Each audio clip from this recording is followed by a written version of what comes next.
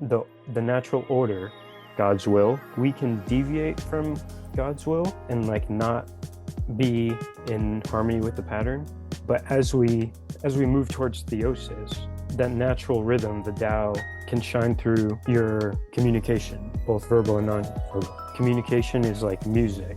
It's like trying to build resonance or something, you know? Yes. And I was thinking of rhythm. Okay, well, what else is rhythm? Rhythm's like a collection of harmonics, which Yes. leads to a resonance of some kind, right?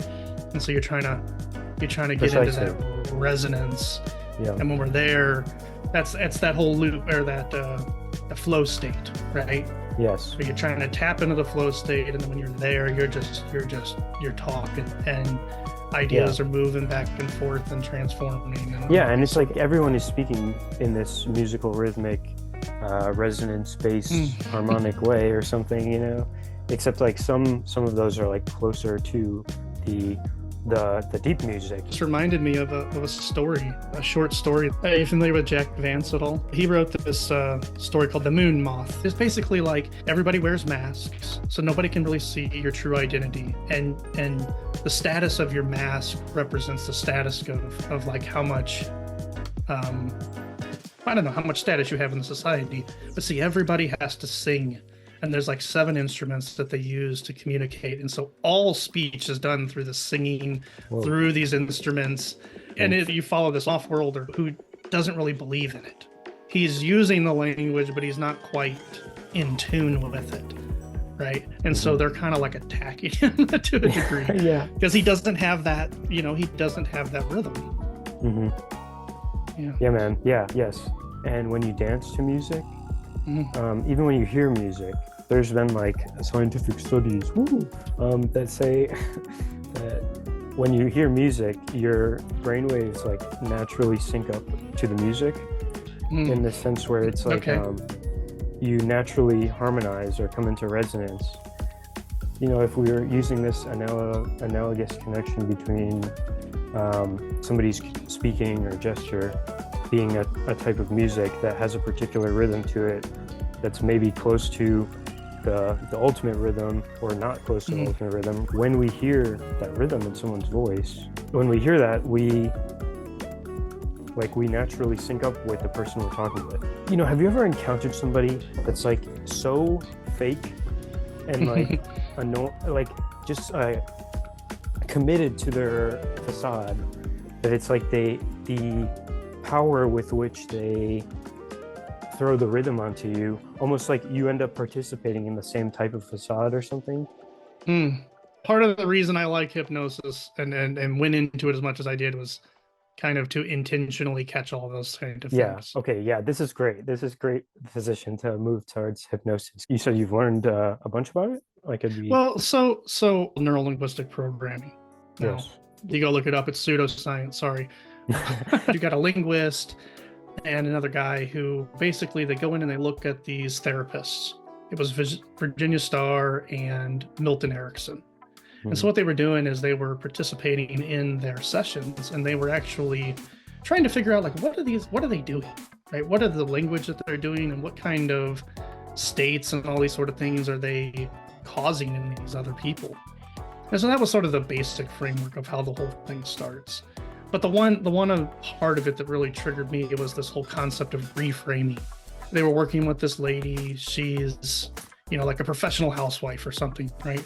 She cleans all the time, and she particularly cleans the carpet, like obsessively cleans the carpet to where it's like people walk in the door and like take off your shoes or walk around the back, it was just, but then when they go out and everything, the family was just really fine. There was no problems. But the second they got in the house and the second there were footprints on that carpet, she was irritated, right? And everybody was irritated by it. And so the reframe is that they basically say, hey, okay, go back, think about that pristine, fresh carpet, and she's all like, yeah, okay, that makes me feel good. And then she says, now, what you need to realize is that means nobody is in your house.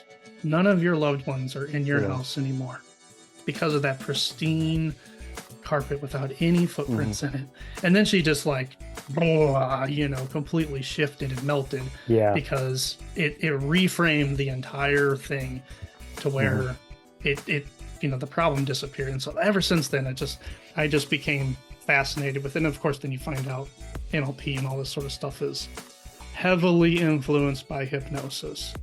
Yeah. Didn't like all of psychology like kind of spawn out of hypnosis in a way where it was like Mesmerism. yes. Yeah, and it was a healing, right? They were basically the guy was like, he was so congruent and so convincing with these people that he basically said, my body has magnetic powers in it, and I can like purge these these diseases from your body. But in reality, what was happening is that he was pushing information to them, and they were taking it in, and that whole, you have that power in you. You might not realize, most people don't. And that's kind of what hypnosis really is, right? It is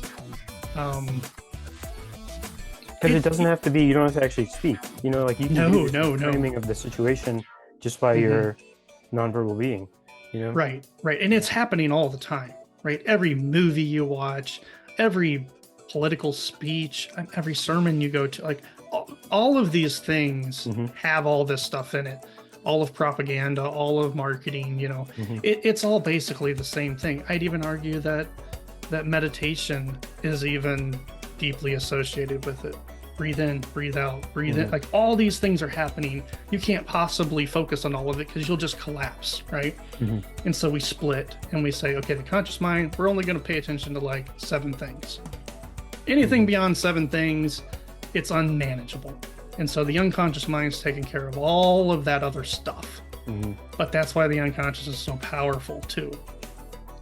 And so hypnosis is really just that. It's just like you get into this agreed state that we're both going to do this thing. And then basically I help you remove that barrier so that we can talk to the unconscious. And that's where all the loops are running. That's where all the habits and rituals they just go on autopilot.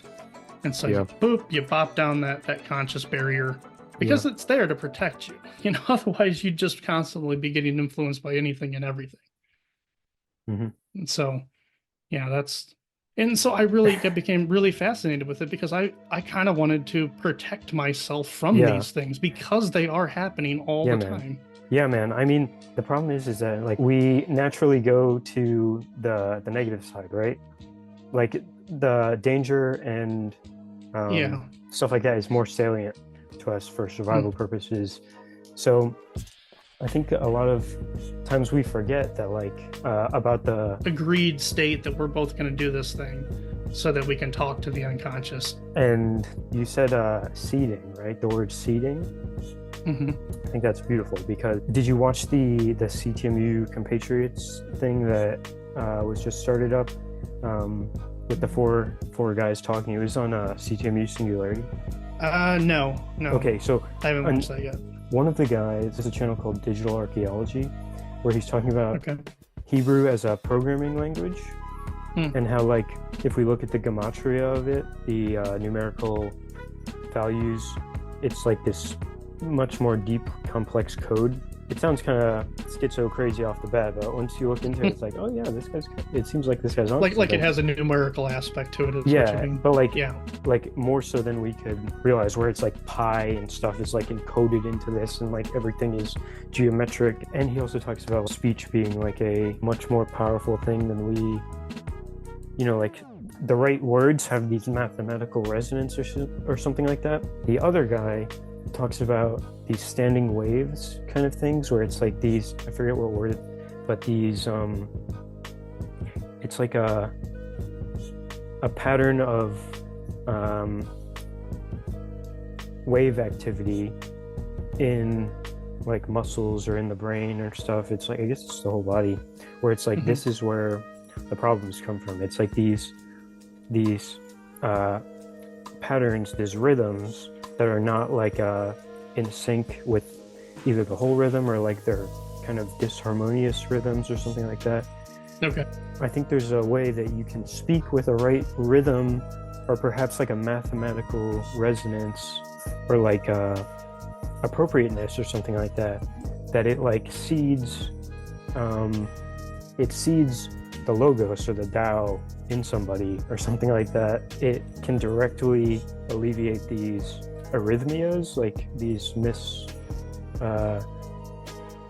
these little standing wave things or something like that, where it's like for some reason I'm imagining Jesus being like, you are healed, and it's like boom or something like that, you know. It's like this person is suddenly no longer blind.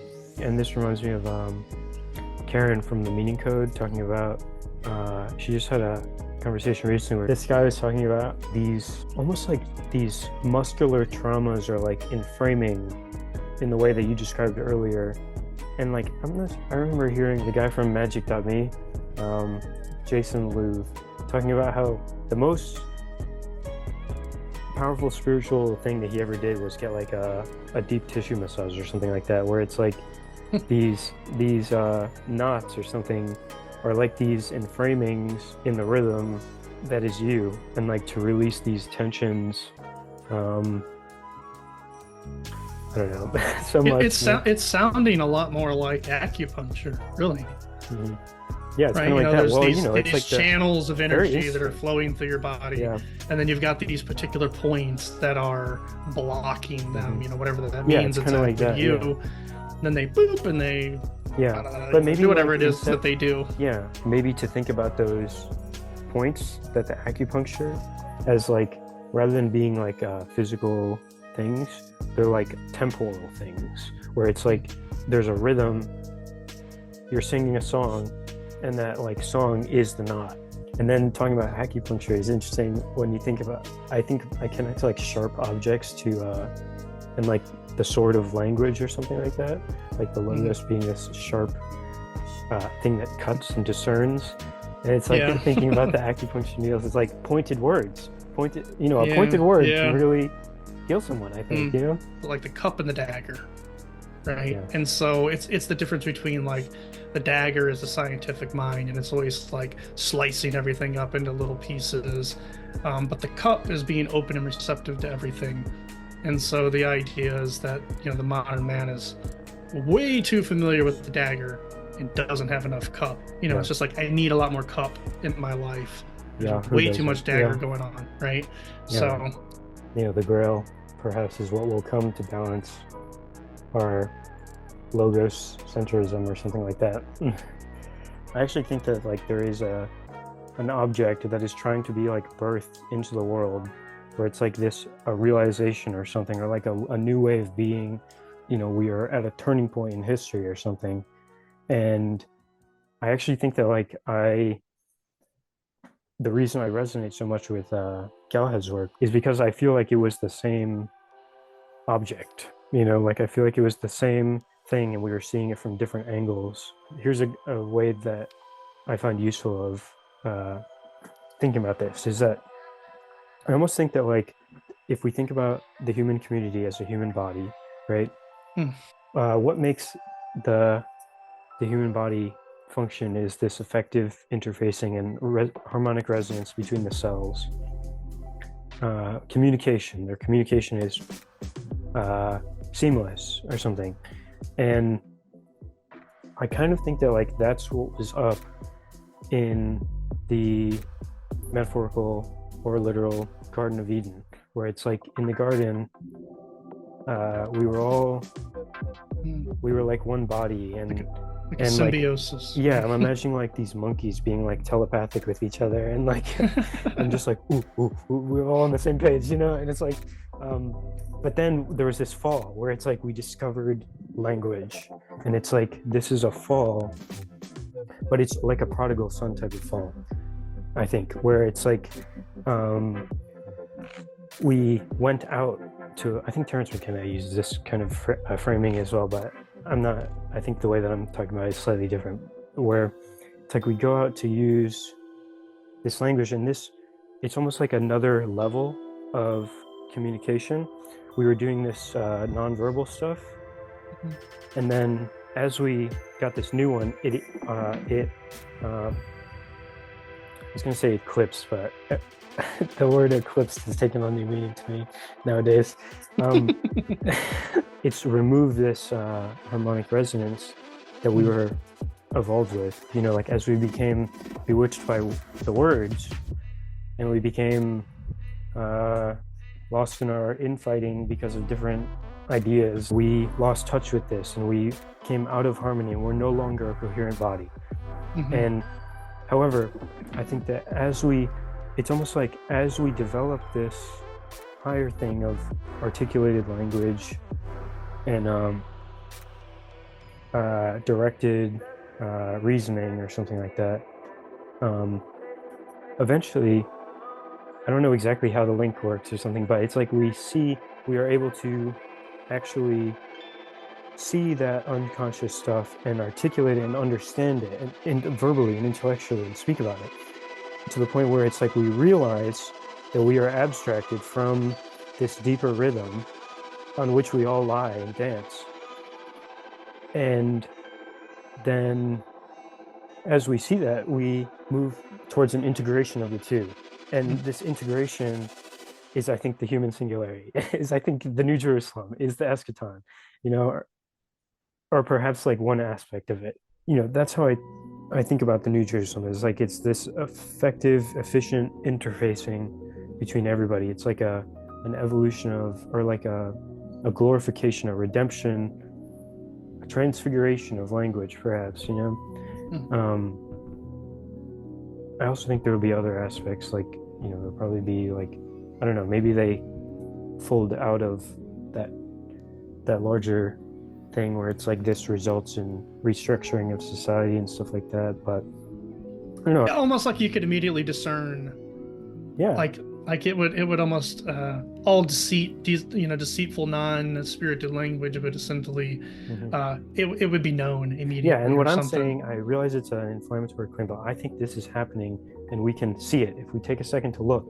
It's like there's a shift happening where people are moving to a visual apprehension of language or something like that. I think, you know, I'm not trying to get rid of the auditory or anything. Like, I think there's a thing happening where people are becoming self-aware of the fact that we are naked all the time or something like that. You know, it's like, you know, the Garden of Eden, people are naked in the garden. And it's like, I think that if one pays attention, you can see that there's this intimacy that's like being birthed or something, where it's like, I don't know all the details of it, man.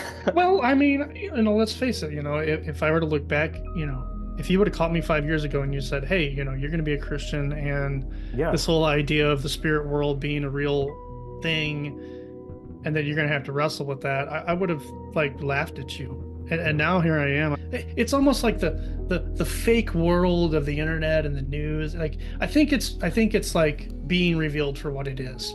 Right? It might be something like that. It's just sort of like people are not as deceived as they once were. I almost think that like the internet and all that is still, it's almost like perhaps a catalyst, or like the inevitable thing that will turn us, you know, as we move away from print and we're all watching visual media, then it's almost like we realize to apprehend each other visually, or like more deeply in that respect or something.